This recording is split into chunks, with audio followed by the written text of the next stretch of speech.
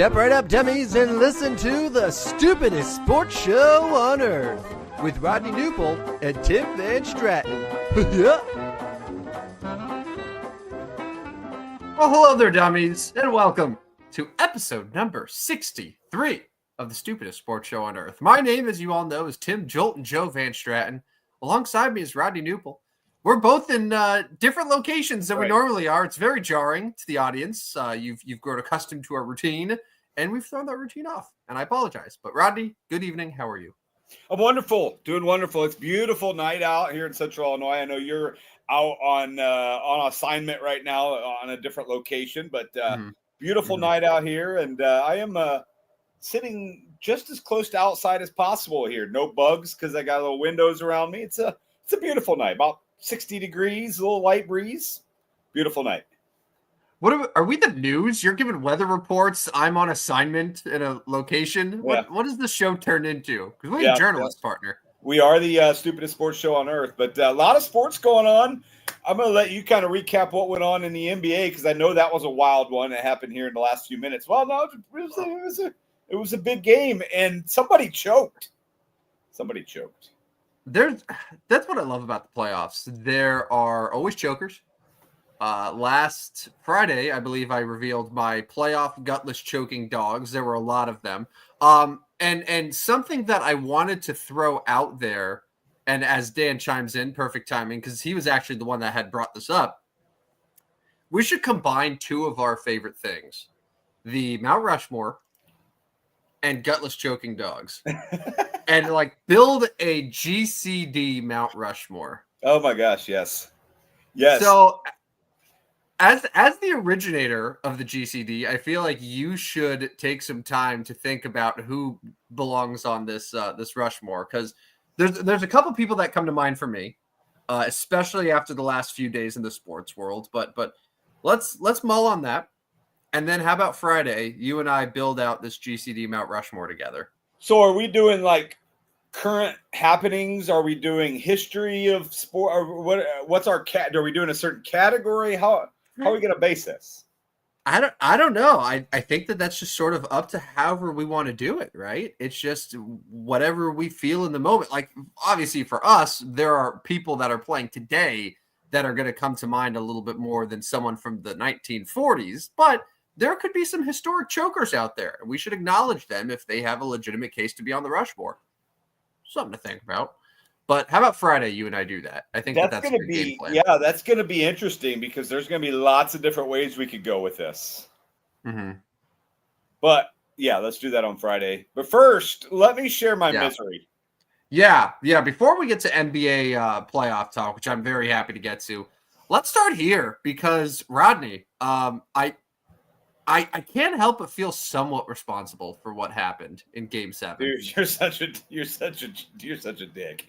Like, what is going? Like, you can't do that to me. You can't do that to me. You know, you curse games when you see a team too early, and you did it, and you knew that was going to happen. So yeah, I didn't know. I didn't know that the Jets would score 2 goals in the final 2 minutes of the game, including one with 1.6 seconds on. How could I have known that? So I was just talking last week about, I was mostly mocking Dan in the Minnesota Wild in a late night, stay up late and then get beaten 2 overtimes.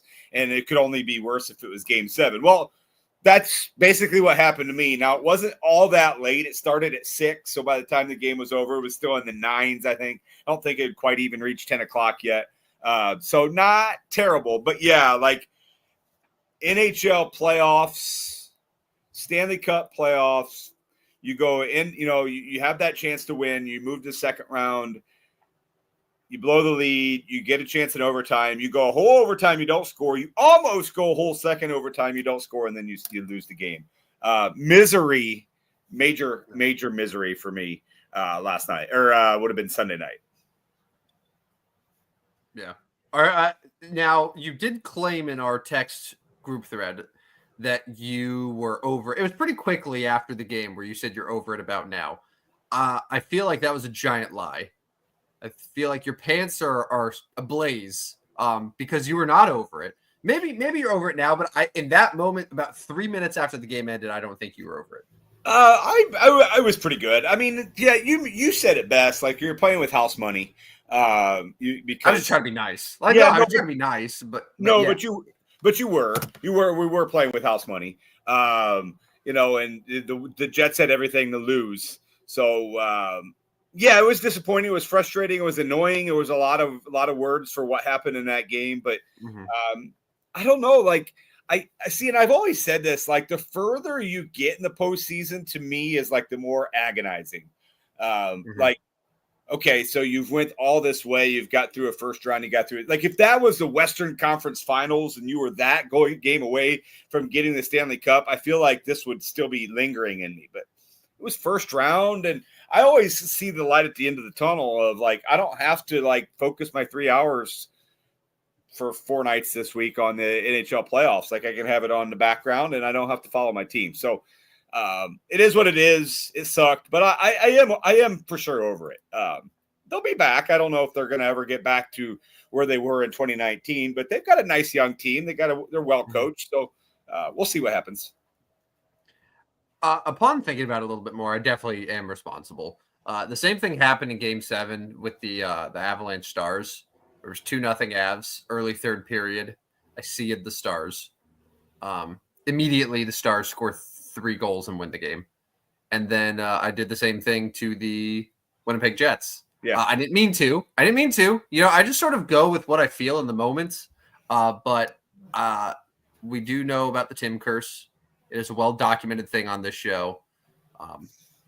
So I will own up to it. I will own up to my part in the matter. And, I feel like you are entitled to do the same thing to me, whether it's the Lakers or the Giants, however you want to do it. You are entitled to do that to me. The next time that my team is in a big game like that, feel free to just get your Rodney curse all up in it. But I'm not sure I'm not sure that's me. That's on you. That is a you thing. Yeah. I did want to mention Ron, a big St. Louis guy, part of the Gateway Sportsnet. He is not over it. He is currently still not over it. Yeah, I mean, it sucks. It really does because they should be playing game 1 right now of the second round. I do think the Blues can beat the Stars, could beat the Stars in a 7-game series. And then you're looking at a Vegas, in the Western Conference Finals or Edmonton. And I think there's an opportunity you can beat them too. I mean, Winnipeg was the best team in the West. Now I'm not sure Winnipeg's going to win the West. I know you don't think Winnipeg wins the West. Nope. We'll find out. We'll find out tonight how they fare. And guess what, buddy? I'm officially I can't do it. I can't see a team that hasn't played game 1 yet in their series, right? I can't give them that curse, but I definitely do think the Stars will beat them. Good news for Vegas and Edmonton. I'm so on the fence. I feel like Vegas is overall the better team there, but we are due for a Connor McDavid 4 points a night series.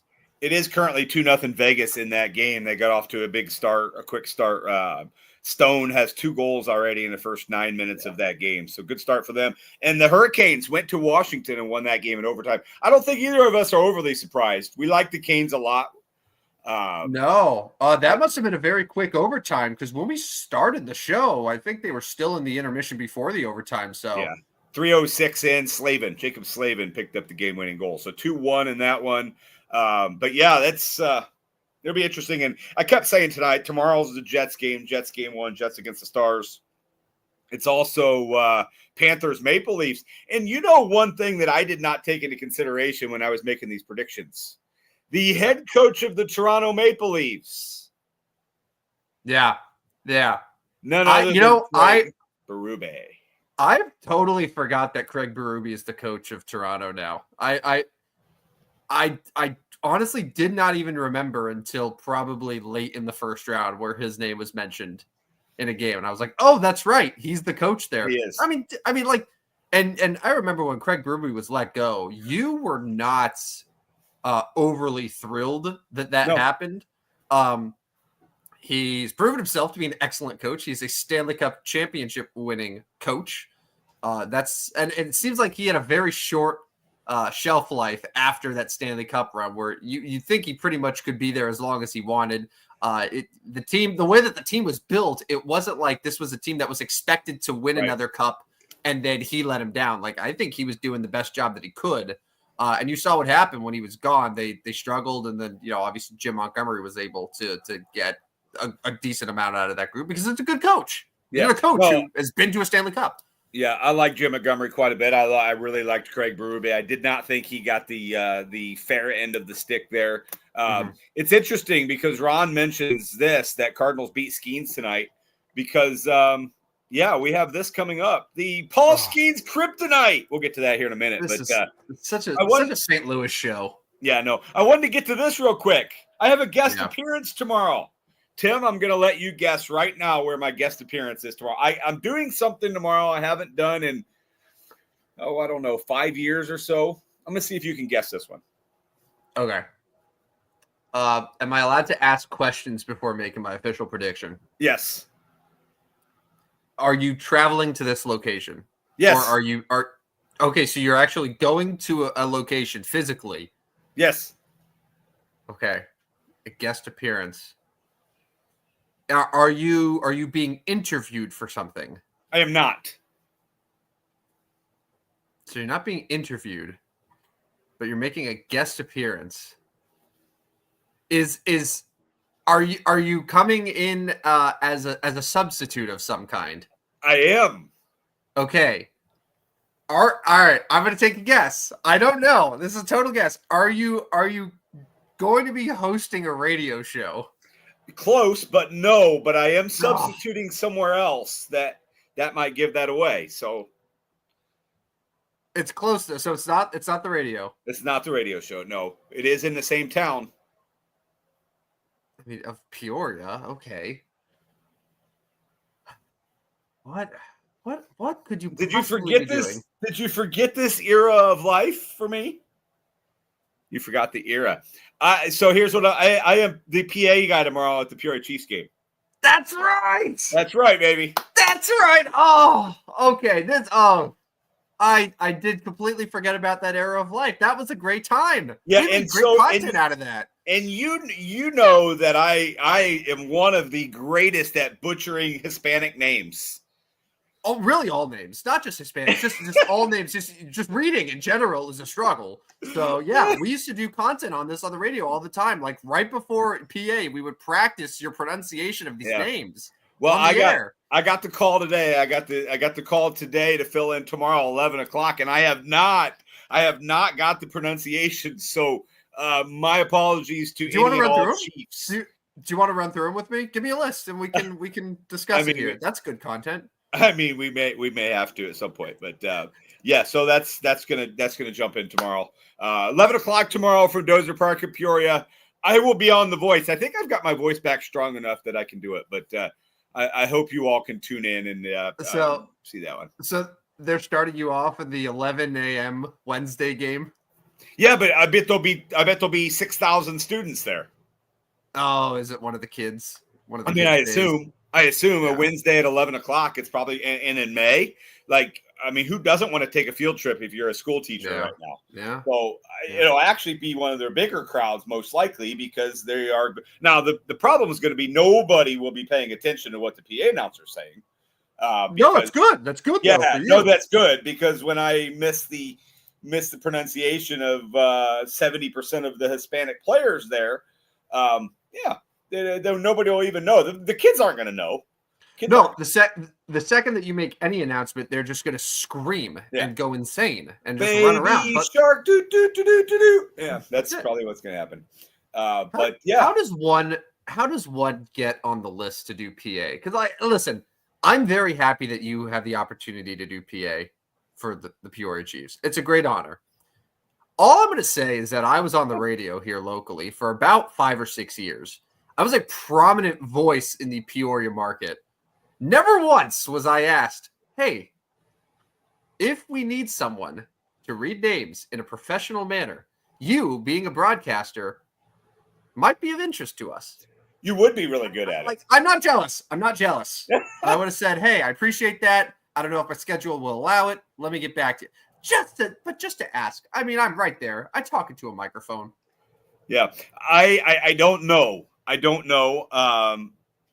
I really haven't. I was asked earlier in the year. It was an evening game. I couldn't make it, but hadn't. It's been a while. I mean, I think the guy that I filled in for a lot that year came back and it's full time for. Well, it's not his full time job, but he's been doing it full time since then.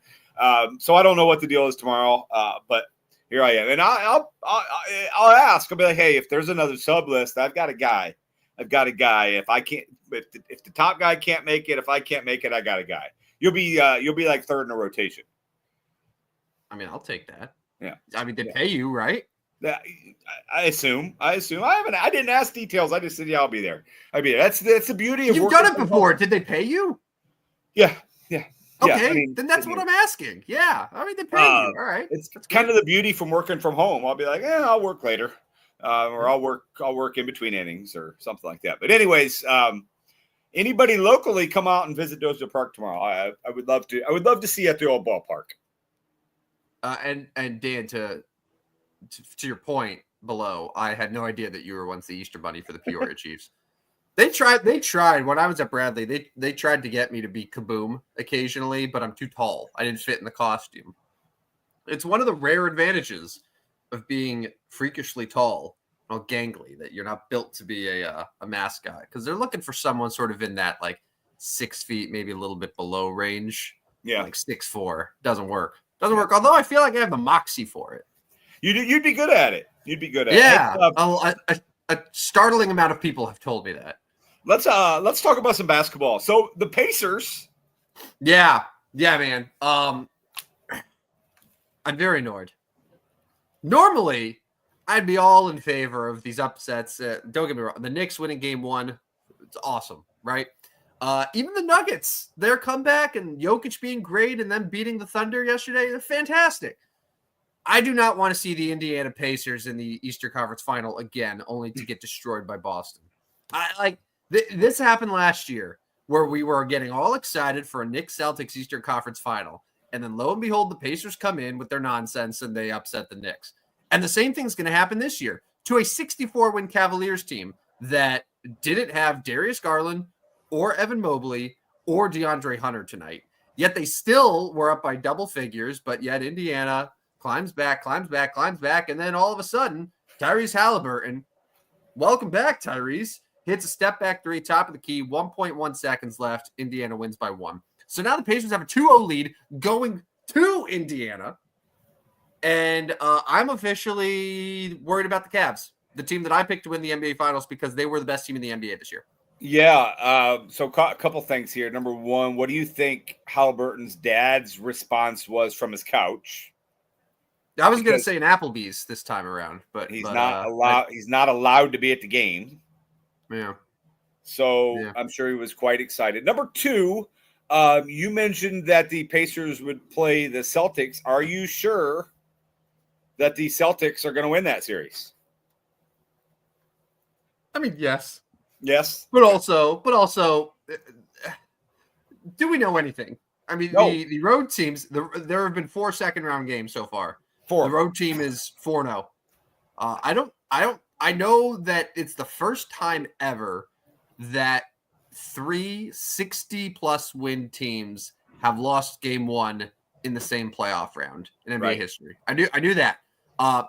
And what we know about the NBA, I mean, like home court advantage means a lot more than, say, home ice advantage does in hockey, right? Right. So you don't see as many of these road teams starting off a series with a big win in the NBA. We've seen it now 3 times, and I just looked. So Golden State, Minnesota is going on right now, and Golden State's already up 10 points on the road. As I'm presuming Golden State's an underdog in that game. Yeah. Now, I don't think anyone is going to really say, "No, Steph Curry and Jimmy Butler, they're the lovable underdogs here." But the Timberwolves are at home. They were a better team. They have home court advantage. The spread for that game was 5.5 points, and Golden State's already got them on the ropes, up 10. Yeah. So it is unlike anything that we have seen in the NBA in quite some time. I don't know if it's ever happened, at least as long as I've been watching the sport. So we're going to get 5 road teams to start the second round, all with wins. We could. That's impressive. That's impressive. So next would be tomorrow. So you mentioned the Knicks going to win both games in Boston, and then of course you've got the Nuggets who won that first game in Oklahoma City. I think the Thunder are going to come out ticked off tomorrow. I'm taking the Thunder, and I'm taking them minus 10.5. Yeah, both the Celtics and the Thunder are 10.5 point favorites. Yeah, it's crazy. 10.5 is a scary number for OKC, especially when you got Jokic on the other side, who is a monster. And I think yesterday was Nikola Jokic being like, oh, okay, so SGA is going to be the MVP, huh? Okay, well, that doesn't necessarily mean that he's the best player in the sport, because I am. Right. So obviously. And he's right. He's right. We all know it. But anyway, the Knicks-Celtics game, though, Boston's going to crush them. The Celtics missed 45 threes. Well, are they even quit chucking threes? No, Rodney. They took 63 pointers. They shot 63s. They made 15 of them. And yet that resulted in the Knicks winning by 3 points. Yeah. If the Celtics would have gone 17 of 60, they would have won. Yeah. Yeah, you're right. That's the difference. All of that, and the Knicks were able to just ever so barely win that game. Game 2 is going to be a bloodbath. And how about Josh Hart's minutes in that game? Yeah, well, I mean that's Tim's. It was Bridges. Mikal Bridges played 51 minutes in that game. 4 of the 5 starters played 43 minutes or more. Karl Anthony Towns played 31. Yeah. They used Robinson for 20, McBride for 18, and then a couple other guys filled in for 8 total minutes. But So here's the deal. You're probably right. When the Knicks lose, it's going to be complete blowout style, aren't they? Isn't it? Yes. Because they are going to get down and they're going to be so tired and they're going to fold. Boston needs it to be tomorrow because they can't have this be 2-0 going back to New York, because New York is probably going to find a way to win 1 or 2 at the Garden out of the 3 they get. So I mean, maybe we took Celtics in 5, man. I mean, the Knicks were going to get 1. We didn't assume that it would be in Boston, but they had to get 1. Dan mentions tough start for Minnesota. So I'm looking at this game. They've already played.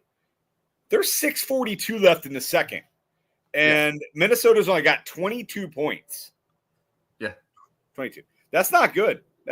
No, Dan mentions the Wolves. It's great. It's great, by the way, that the Timberwolves could have this type of performance after they beat the Lakers. This is fantastic. Hear me out for a second. Just maybe the Warriors are playing defense. I mean, to some. Yeah. Draymond. The Warriors are a fine team. They're a fine team. They got a few good role players. Okay, a couple decent shooters. No one's afraid of the Warriors. Come on. Yeah. Anyways, so you're sticking. Obviously you can't stick with your Cleveland prediction? Are you taking? What was my Cleveland prediction? Them in 5. Yeah. What was yours? Them in 5. Yeah. Okay, so we're losers then. But I have to ride with my Cavs until the end here, but I'm gonna go out on a limb and say that Game 3 is a must-win for the Cavaliers. You think? As a ball knower, this is something that I have to do. Draymond Green is 14 points, by the way. Yeah, I mean, just absolutely cooking to start this game. Or they're not guarding him for whatever reason. Can I throw one more NBA thing 5 for 3? Yeah, I hate it. Can I throw one more NBA thing your way? Yeah. Jason Tatum hasn't had a very good postseason, and no one's talking about it because his team is so stacked. So Jason Tatum, game 1 against Orlando, he was 8 of 22 from the field, including 1 of 8 from 3. Really? So he missed game 2 altogether. Game 3 comes back a little bit better, 10 of 22. Game 4, 10 of 25, 3 of 10 from 3. Finally had a decent game in game 5, 10 of 16. That was a game that the Celtics won by 31 points. And then game 1, overtime, lost to the Knicks at home. He's 7 of 23 from the field, 4 of 15 from three. Not good.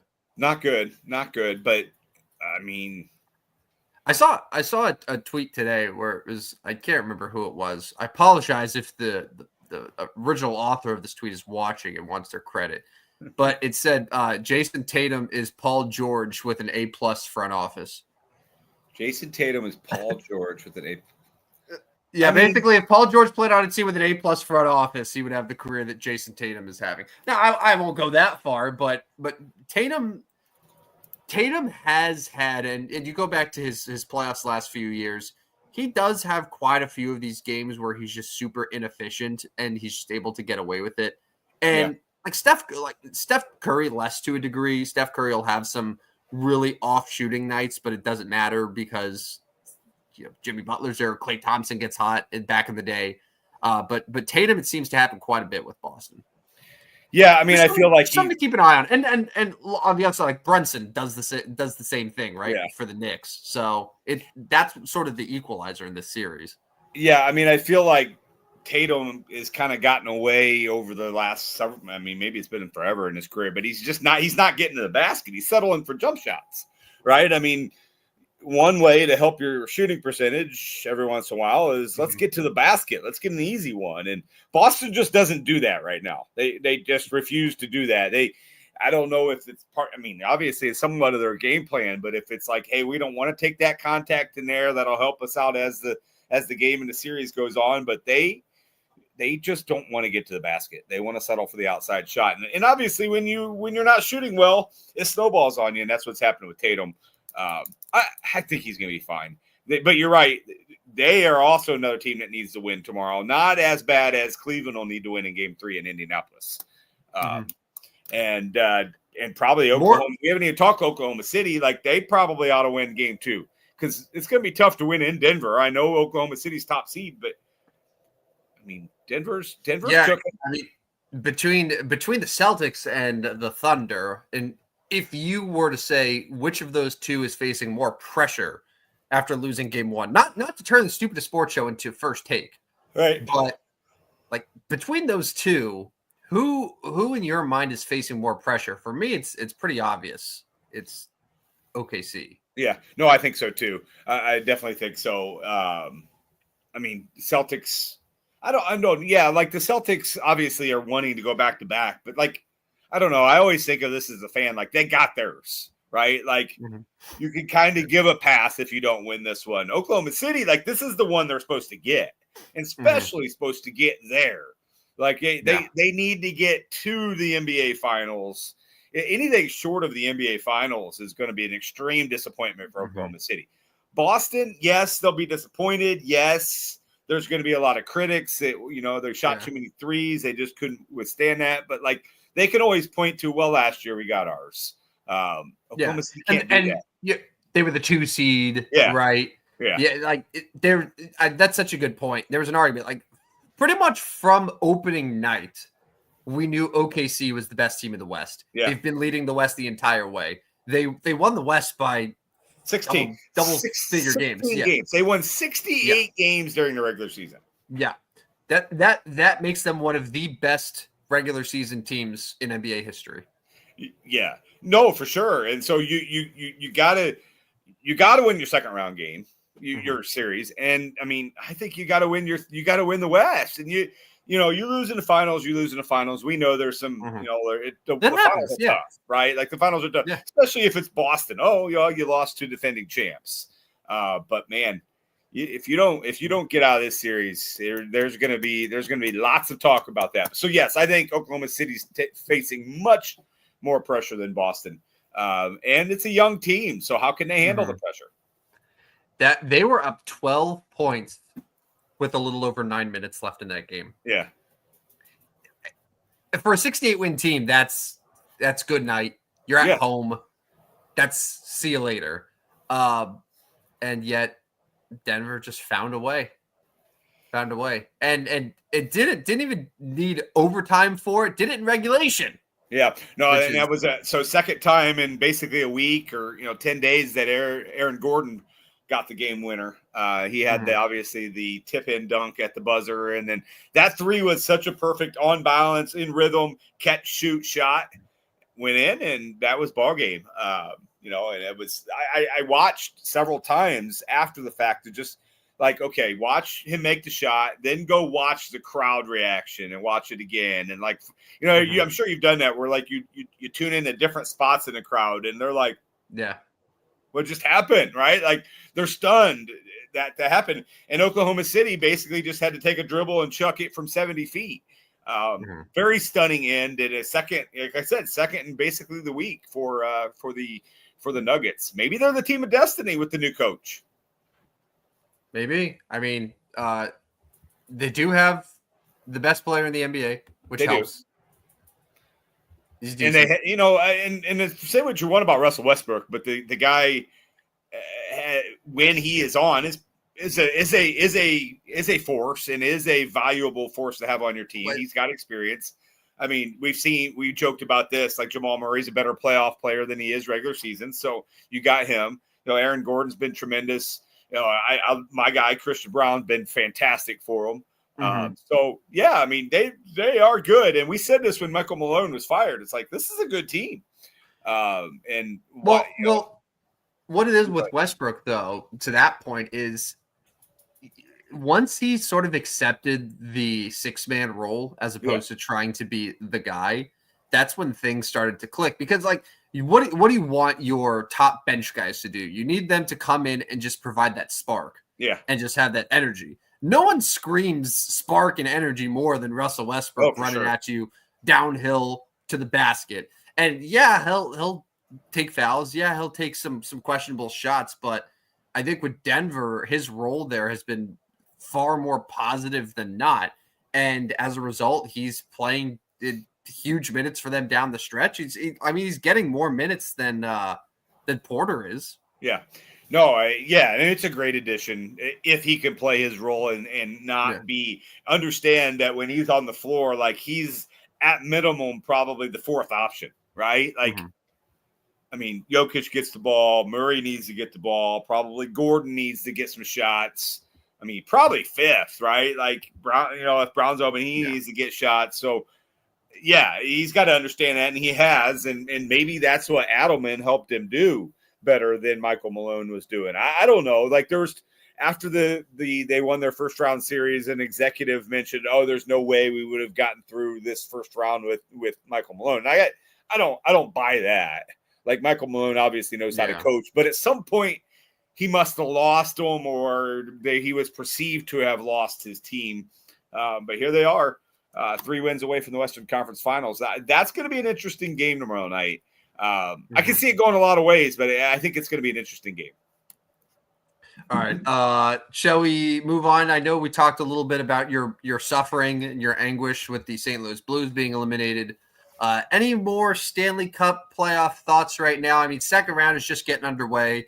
Yeah, Toronto that's has an early lead on the Panthers. That was a game where they were up big, and the Panthers made it sweaty down the stretch, and that would have been something if Toronto would have fully choked away that lead. Yeah, but you got Toronto up 1. You got Carolina now up 1 after they won in overtime.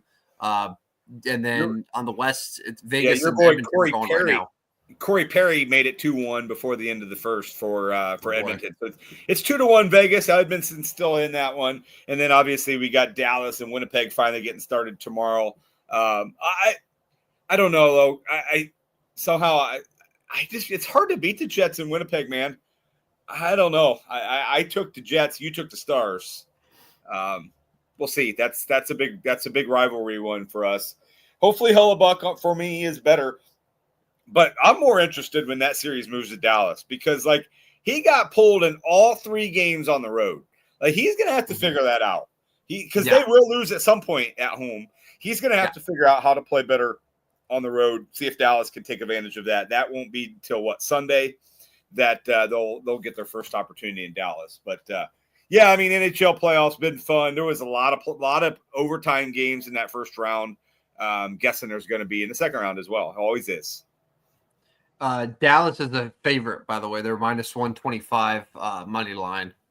I'm seeing. So, Yeah, coming out and picking a road. I think the Stars are probably favorites to win that series. Yeah, and I mean, you can't be too surprised. Like they ended up 10 points apart, but there was a time in the season where Dallas was making a major push towards towards Winnipeg to win the Central, and Dallas lost their last 7 games, right? And the Jets won the division by 10 points, but kind of what you did earlier with the if the Celtics make a few more threes, well, if Dallas goes 3-4 during that time, they're right there. They're right there winning this division, and there's not the gap. I mean, that's a huge swing. Instead of not getting 2, you're getting 2. So, yeah, Dallas is right there. I'm not surprised that they're favorites. I'm still going to take Winnipeg because I just think they're too tough to beat at home. I'm looking at how the bracket shook out. So for all the talk about the Stanley Cup playoffs being very unpredictable, where you have these upsets, to be honest, I don't think there's any upset that happened in the first round. So Jet Stars are the Stars, I think, were slight favorites against Colorado, or at least they were the higher seed. Obviously, Winnipeg was a favorite. You had Vegas that was a favorite over Minnesota. The Oilers were technically a lower seed than the Kings, but they beat the Kings every single year. I don't really consider the Oilers over the Kings to be an upset. Right. Then you have, the Capitals and Hurricanes were each big favorites in their respective series. Maple Leafs were going to take care of business against Ottawa. And then the Panthers were the only team that a lower seeded team. They beat Tampa Bay, but that's the defending Stanley Cup champion and a team that's won the East back-to-back years. I don't think anyone's looking at the Panthers as an underdog. So I just thought that was interesting. These first rounds, they had a lot of great moments. It was I think worked out really well for the NHL. These great moments, these epic finishes, these overtime games, but ultimately the best teams are the ones that are advancing. Yeah, for sure. I mean, the cream rises to the top, right? I mean, that's really what's happening here. But yeah, I mean, no big upsets. Obviously, the Blues would have had a great opportunity. That would have been a big one, and obviously Dallas probably would have preferred St. Louis win to have a chance to host the first 2 games.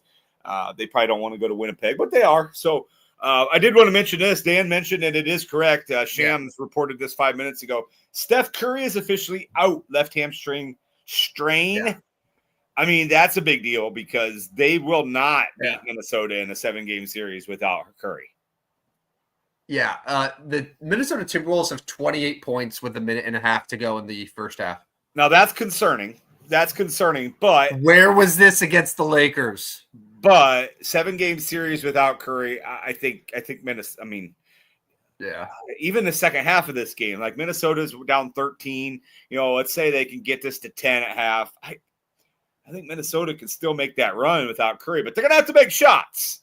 Freaking Minnesota is 0 for 15 from 3 now. They're 0 for 15. Randall's 0 for 3, McDaniel's 0 for 2, Conley 0 for 1, Edwards 0 for 3, Reed 0 for 1, DiVincenzo 0 for 3, and Alexander Walker 0 for 2. Do you want to know the Steph Curry injury impact? The Warriors are up 42-28. There's a minute left in the half. The Timberwolves are a minus 105 underdog on the money line. The Warriors are minus 125. So you could get the Warriors at minus 1.5 on the spread. Yeah. In a game that they're winning by 14 points near halftime. I mean, odds makers are figuring out that, Draymond Green's probably not going to score 16 in the second half and go 4 for 5 from 3. Kind of the crazy part is Jimmy Butler's only got 4 points in this game. And Curry had 13 before he went out, but they're not going to get that 13 in the second half. So, that's going to be an interesting second half without Curry. I have to admit my own hypocrisy for a second because I watch games like this where if it was the Lakers and let's say LeBron and Luka are having an off night or maybe even Austin Reeves is cold. And then you just get a huge performance from Rui Hachimura. Yeah. And I'm sitting here all excited to be like, they're so deep. It's next man up. It's great. But when I see another team do it, it really upsets me. Like, it's one thing if Steph Curry's going to go out and beat you or if Jimmy Butler's going to do one of his things. But if Steph Curry is going to be out, but yet the Warriors still win because Draymond Green scores 31 points. Right. Like, I'm going to be livid. I'm going to be so upset. I'm not going to be like, oh, it's a credit to them, next man up mentality. I will hate everything. I will throw things. Yeah. It's only cute and fun if it's my team doing it. Yeah. No, I agree with you. It is frustrating. It's frustrating to see, but sorry, man. I don't feel sorry for you. You screwed the Blues up, man. I don't feel sorry for you. You screwed my St. Louis Blues straight in half the other night. Thank you for that, by the way. I truly, in my whole heart, believe that the Blues were going to win that game. That's why I felt comfortable saying the see ya. Yeah. Well, anyways, right. Hey, how about this? So yeah, and because I upset you and because I knocked your team out of the playoffs, why don't you go ahead and talk more St. Louis sports and discuss what happened with Paul Skeens? Yeah, so the Cardinals won 2-1 tonight, 4 in a row, and you did predict this. I mean, yeah, I've been telling all of you guys that they're going to go on a run, and everyone's mocking me. I mean, it was in jest, and you were making fun of me. How do you know it was in jest if it's right? But I have appreciated because the Cardinals are my survivor. They really only need one more win this week over the Pirates or the Nationals to at least go 500, and that's all I need for the week. But now Paul Skeens picked up a loss tonight, and he is now 0-4 in his career against the St. Louis Cardinals. 0-4. Wow. Okay, so maybe it's not Skeens' fault. 2.76 ERA in that 0-4. 36 strikeouts in 5 appearances. So maybe it's not Paul Skeens' kryptonite. Maybe, just maybe, his team sucks. Maybe that's the case. But Paul Skeens now 0-4 against Cardinals. I'm leaning toward that one. Yeah. Before tonight, though, Alec Burleson had the most hits of anybody in Major League Baseball against Skeens. He picked up the game winner tonight. Alec Burleson. Skeeter, if you're listening and you got all those bonus bets. Oh, that's right. Still time to throw them on the Cardinals. I've been telling you. That's right. So his first bonus bet was the White Sox. Yeah. All right. Here's the thing. We are the last people to be giving advice for how to spend a bonus bet. Famously. Yeah. Oh, yeah. That did not go well. No. Houston, Texas. But of all of the teams and just any sort of possible sports thing that you could bet on with a $100 bonus bet, the last thing that you should choose is a baseball team that just set the record mere months ago for being the worst team in the history of its sport. Yeah. I'm just going to throw that out there. And I'm going to double down for a second here because they played the Kansas City Royals, and honestly, the Royals are one of the hottest teams in all of baseball right now. Right. Kansas City, I think, won 7 of their last 8 in April and have gotten off to a good start. Kansas City won tonight, by the way, as well, which nobody's surprised at except for maybe Skeeter. I don't know. Maybe he threw another. He said he wasn't going to, but did he throw another $100 bet down on that one? But yeah. I mean, you put your $100 down on the White Sox at 10-23 before that game. You get what you deserve. You get what you deserve, and that's a loss. He did mention he's using it on one of them on Xander Schauffele and the other on Scotty Scheffler. Or I thought on Rory, maybe. Or no, Rory and Scotty. Good players, by the way. Those two guys, pretty good players. Roy McIlroy, Scotty Scheffler. Yeah, Rory, Xander. Next weekend. Next weekend is the PGA Championship. It's golf talk. It is. I will be there this time. I won't be ill to leave you to do Masters talk by yourself. We know how that went. The show broke when I was gone. So a week from tonight, we're going to put a lineup together? Yes, we will. And I'll be there for it, I promise. Unless I get sick again. Are you good doing it that early, a day before? Oh, it would be 2 days before. Yeah, 36 hours. Yeah, why not? What? I know things. I know golf. Yes, you do know golf. Anyways, so that's the Paul Skeens kryptonite. What do you say we get to some 63s? All right, let's do it. This is a bad number, man. Oh, well, I mean, are you surprised? All right. Can I just give you some of the baseball guys that I see? Yeah, let's do it. The all-timers. So the best 63, and again, for those who are just tuning in, these are not the best people to ever wear 63, even if it was for a season. This had to have been, quote unquote, your number. So, like Victor Martinez, right? When he first came up and played with Cleveland, wore 63. But then he changed his number to, I think, 41 or whatever it was. And that's the number that he wore for his career. So, we're not going with the rookie year numbers or just September call up. This has got to be your number that you wore for the bulk of your career. That said, the number one 63 in MLB history, according to Career War, is Rafael Betancourt. That's kind of gross. That's very gross. Number two, for 5 seasons with the Philadelphia Phillies, number 63 was worn by Ryan Madsen. I think one point might have been their closer. Justin Masterson, who I think spent part of a year with the Cardinals, but mostly with Cleveland and a little bit with Boston.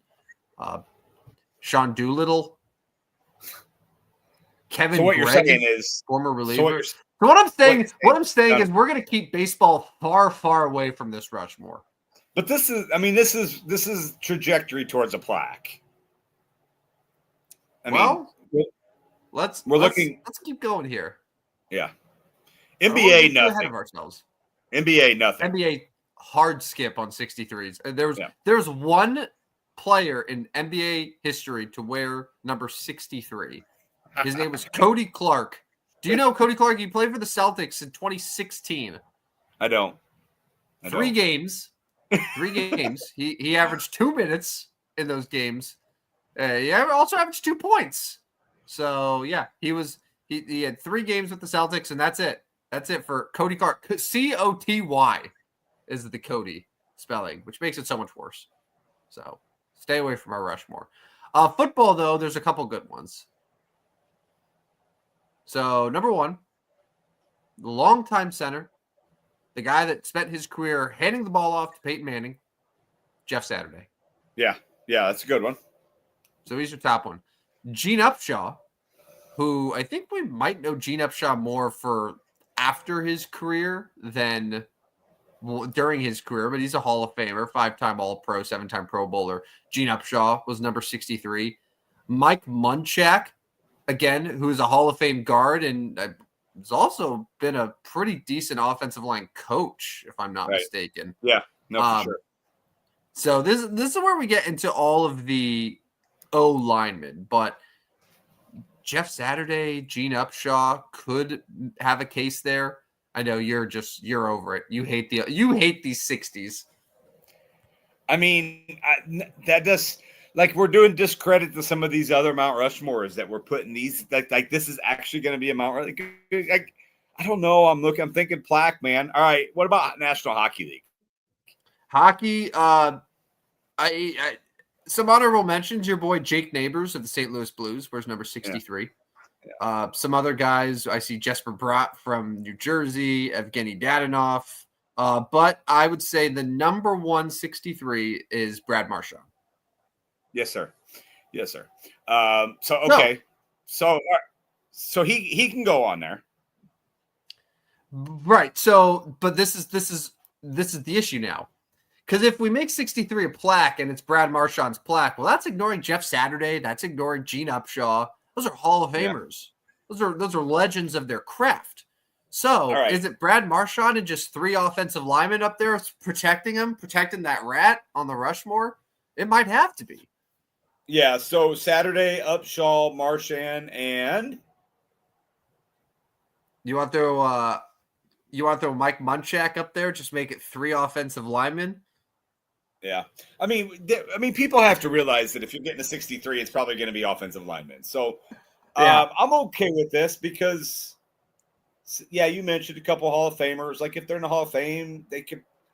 Yeah, no, I'm good with it. I don't love it, obviously, but I don't love any of these 60s, but I think I ain't putting Rafael Betancourt on my Mount Rushmore. No, I hate to tell you no, or the Celtics guy that played 2 minutes.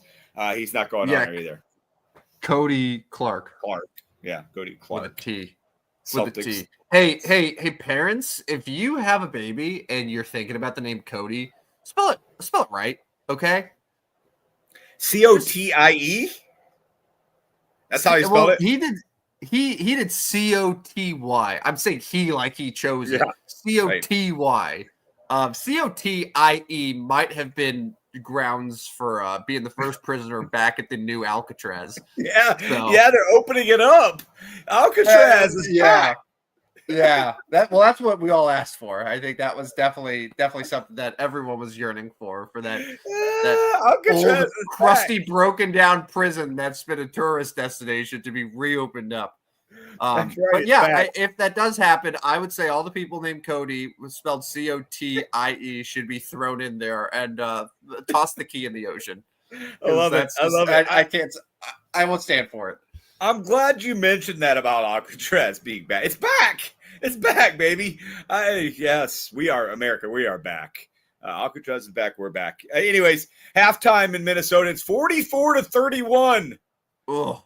If you took the under in Minnesota, you are likely going to be a winner. Watch this game go 4 overtimes now. Watch the game go 4 overtimes into overhits. But under bettors have got to be rejoicing right now. That is 75 points in a game between the Warriors and the Timberwolves. That ended up at 210.5. I don't think it's going to get there. But anyway, it's 44-31 there.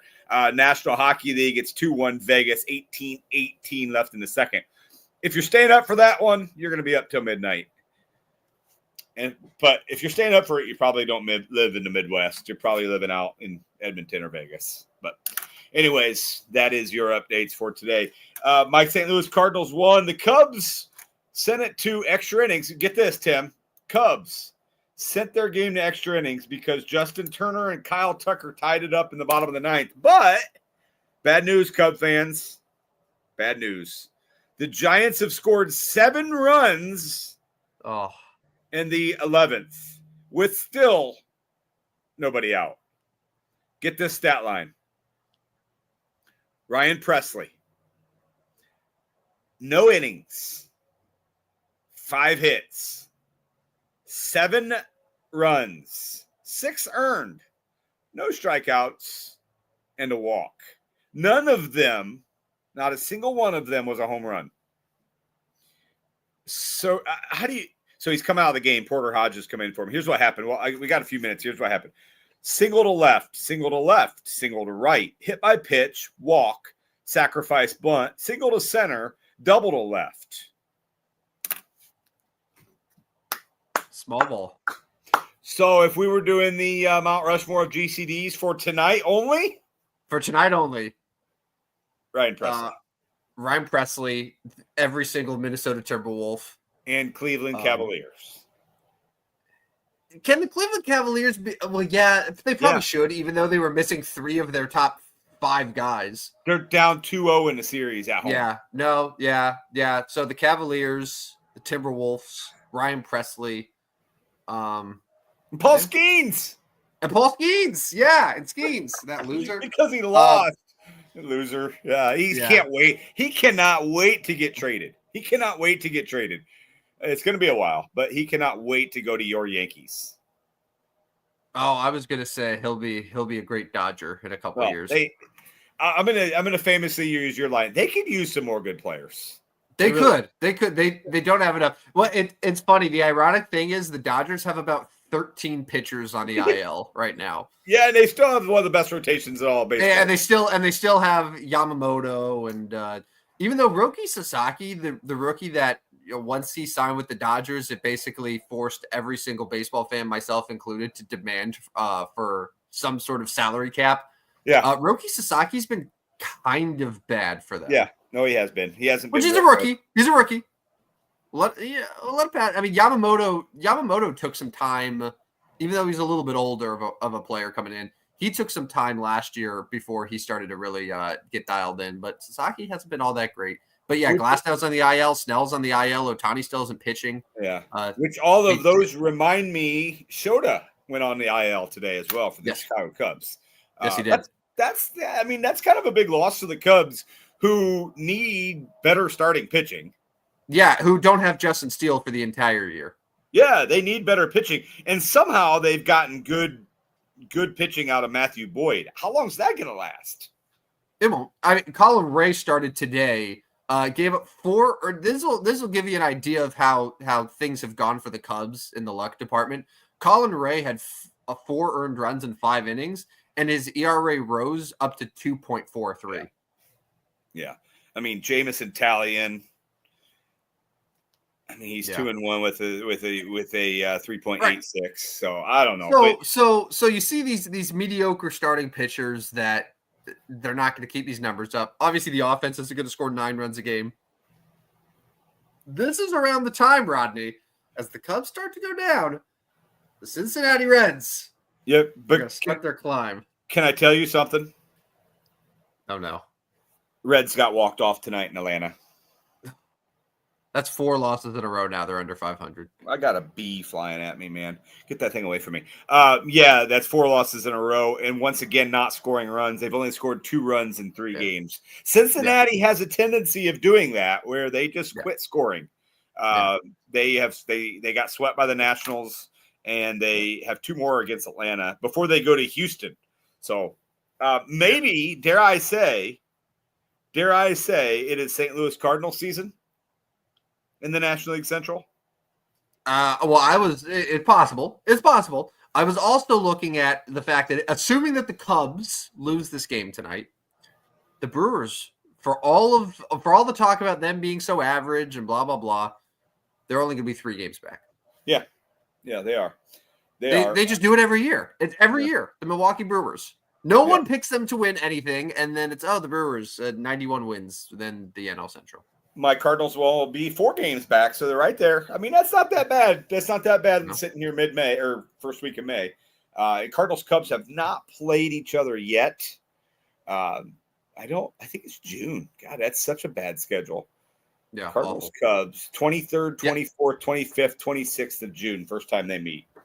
Yeah, awful. Yeah, Yankees Red Sox don't have their first series until early June as well. It's same with Dodgers Padres don't play each other until sometime in June too. I don't know why they decided to save all the rivalries for the middle of the season when people are most tuned out of baseball. Right.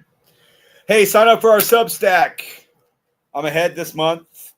Let's see. Let's run down what happened. Let's run down what I had today. I had the Cavaliers. Oh, awful. I do have the Warriors. I had the Hurricanes. I have the Golden Knights. Phillies, Giants, Cardinals, Diamondbacks in baseball. Phillies? So, Phillies were winners. Giants probably winners, yeah. Cardinals are going to win. They did win. Diamondbacks are up 2-1 in the 5th. Sign up for our Substack. You'll get winners just like that every single day. And if you haven't already, follow us on Twitter. It is not X. There's no W on the end. I got to be a little more active. I've been kind of away from Twitter since the NCAA tournament. I hope everybody thinks I'm okay. I've been less Twitter. Everyone knows you're okay. Yeah, I think everybody knows I'm okay. But I got to get back on the Twitter, especially with our account here. They see your posts and your comments on our Morton Facebook pages when you're just trying to troll people. They know you're fine. It's all good. Why is the grass not mowed at the post office? What are we doing here? That was the latest. I liked the one where it was someone talking about like something in Chicago or just totally not really, and you're like, how is this a Morton problem or solution? Am I wrong? No, you're not wrong, but I love it every single time. It puts a smile on my face. Anyways, let's get out of here. Yeah. Listen to this episode and all of our previous episodes wherever you get your podcast, Spotify, Apple, iHeart. All 63 episodes will be up, so go back, listen. You can find all of our amazing takes from yesteryear and throw them back in our faces when they're dead wrong, because we are the stupidest sports show on earth. There you go. Well, it looks so peaceful where you're at, just being outside. I'm going to go stare at the beach, not to give away my location too much. I am on assignment. So as a journalist, I have to keep some level of professionalism there. But anyway, we'll be back Friday. And in case you missed it earlier, Rodney and I, we're going to try to put together, to the best that we can, however we want to take it, our Mount Rushmore of GCDs, gutless choking dogs. And one quick reminder, if you are not doing anything tomorrow at 11 o'clock Central Time, Peoria Chiefs Baseball. I will be your guest PA announcer tomorrow at Dozer Park in Peoria. Tim, I may be getting up early tomorrow and going over some Spanish names with you. I don't know, man. Do you think anybody even cares? The players care. The players will care. Yeah. The players will care. The children, the 6,000 kids in the stands will not. They'll support you no matter what. And that'll feel good. And that's what it's all about.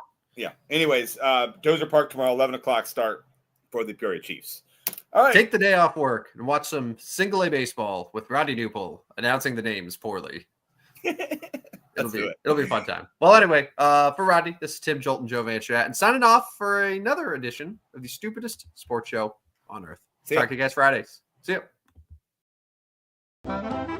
Step right up, dummies, and listen to the stupidest sports show on earth with Rodney Newpol and Tim Van Stratton. Yeah.